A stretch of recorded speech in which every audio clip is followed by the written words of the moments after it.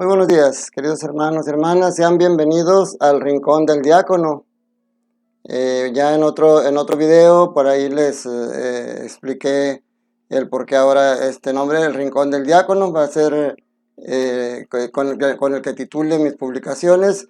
Y en este momento vamos a hablar de la meditación de la palabra de Dios. El Rincón del Diácono va a tener sobre todo la meditación de la palabra de Dios y algunas veces algún mensaje del lado humano o psicológico, pero bueno, lo que diario va a ser es lo que hemos tenido siempre, la meditación de la palabra de Dios, que esa es la razón central de mi apostolado, llevar el amor de Dios y el mensaje del amor de Dios a todo el mundo.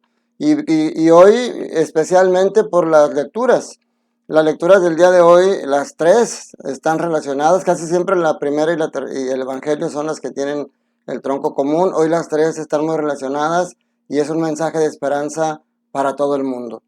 El pueblo de Israel fue el pueblo elegido, fue el pueblo al que Dios eligió para empezar ahí el plan de salvación.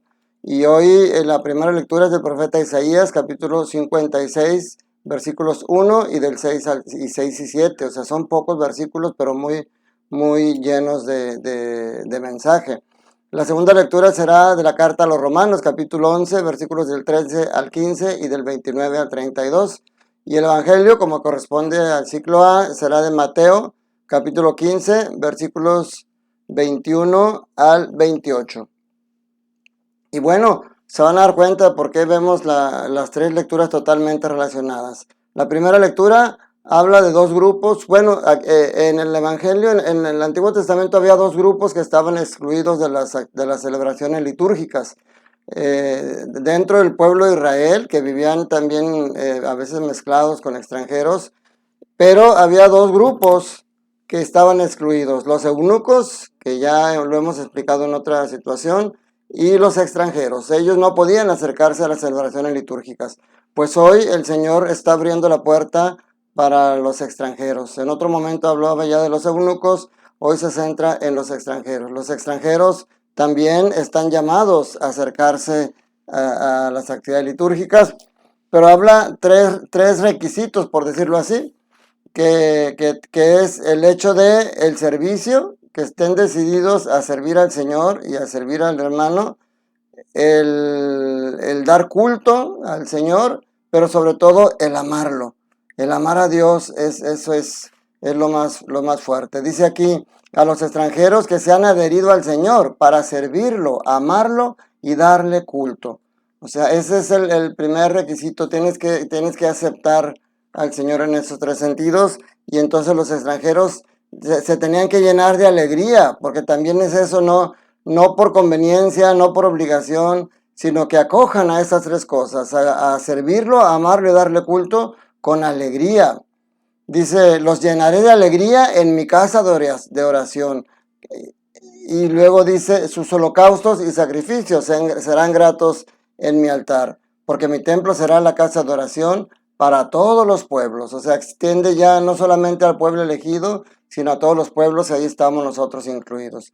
El apóstol San Pablo en la carta a los Romanos, en los versículos de hoy, toma nuevamente el mismo, porque lamentablemente mucha gente del pueblo elegido, mucha gente de los judíos no aceptaban el mensaje de salvación de Jesús. Y entonces ahora lo que Pablo hace es llevar este mensaje de salvación a los extranjeros, a los no judíos, y esto tiene un sentido. Dice Pablo, así como antes el rechazo del pueblo de Israel dio apertura para que los extranjeros pudieran acoger la palabra y acoger la salvación, Pablo tiene la esperanza de que ahora el hecho de que los extranjeros reciban este mensaje provoque celos en los judíos y que digan, no, pues yo también quiero, y se adhieran. Entonces esa es o sea, el rechazo de Israel tuvo la apertura para los gentiles, y la apertura de los gentiles, Pablo espera que genere celos en los judíos, y entonces acepten nuevamente el mensaje del Señor. Y habla aquí de cómo la rebeldía del pueblo de Israel, siendo rebeldes, los llevó luego los dos, tanto extranjeros como judíos, eran rebeldes, pero los dos tuvieron acceso a la misericordia de Dios para poder ser nuevamente recibidos. Dice, así como ustedes antes eran rebeldes contra Dios y ahora han encalzado su misericordia con ocasión de la rebeldía de los judíos. Dice, de la misma forma, los judíos que ahora son los rebeldes y que fueron la ocasión de que ustedes alcanzaran la misericordia de Dios, también la alcanzarán. O sea, la rebeldía no es querida por Dios, pero es permitida por Dios para que después tengan acceso a la misericordia.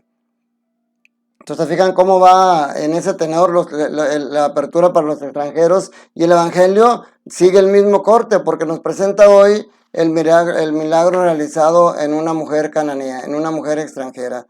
Dice que Jesús se retiró a la comarca de Tiro y Sidón, o sea, se fue a lugares extranjeros porque también ahí había algunos judíos dispersos, y ahí se encuentra a una mujer cananea que busca ayuda. Vamos a meditar varias cosas aquí. La primera, fíjense que este milagro de esta mujer cananea me recuerda a mí las bodas del Caná. ¿Se acuerdan cómo en las bodas de Caná les falta vino y María, que siempre está al pendiente de las necesidades de sus hijos, va con Jesús y le dice, ya no tienen vino? Y Jesús les dice, mujer, ¿y a nosotros qué? No ha llegado mi tiempo. Jesús no pensaba, él asistió a esas bodas como un acto social de convivencia, pero no esperaba hacer ahí ningún milagro. Él todavía estaba esperando el momento preciso. Y sin embargo, a instancias de María, hace el milagro. Hoy algo parecido está aquí, porque la mujer se le presenta con una gran necesidad. Señor, hijo de David, ten compasión de mí. Mi hija está terriblemente atormentada por un demonio. Ella se presenta con esa necesidad, pero Jesús no le contesta. Fíjense cómo Jesús no pensaba hacer milagros aquí para los extranjeros. Obviamente Jesús ya tenía el plan de la apertura, ya lo vimos desde las lecturas pasadas, pero en este momento él iba por las ovejas descarriadas de la tribu de Israel. Cuando el Señor manda a sus apóstoles de dos en dos, les dice, no entren en lugares de paganos, vayan más bien a buscar a las ovejas descarriadas de Israel. Con esa intención va a Tiro y Sidón, pero se le presenta a esta mujer cananea y él no tenía pensado realizar ese milagro. Pero ¿qué es lo que sucede? Un punto importante, la persistencia de la mujer. O quizá podemos poner primero el silencio de Jesús. Jesús no le hace caso. Jesús hace oídos sordos. Y eso a nosotros nos extraña mucho por lo que conocemos de Jesús. Siempre atento a las necesidades de los demás, siempre sintiendo compasión del que sufre, pero hoy no le hace caso. Y a veces nosotros así estamos. Le hacemos una oración al Señor y sentimos que no nos responde.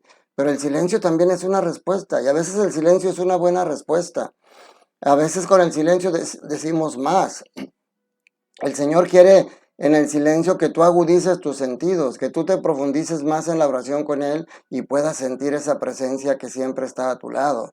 Cuando tú vas a un velorio, a veces no necesitas decirle muchas palabras a la persona, simplemente en el silencio lo abraces y con eso le estás diciendo muchas cosas. El Señor a veces hace silencio para poder abrazarte, para que puedas tú sentir su presencia y que no solamente veas los resultados, porque luego eso nos hace comodinos. Entonces el Señor hace silencio, pero la mujer insiste. Insiste porque los apóstoles le dicen, Señor, hazle caso porque viene gritando detrás de nosotros. Ya estaban fastidiados. Fíjense cómo a veces la oración de intercesión, que debe ser una oración surgida del amor, aquí no surge del amor, surge de que ya cállala que me están molestando. Igual Jesús escucha la oración, pero es mejor cuando la oración sale del amor.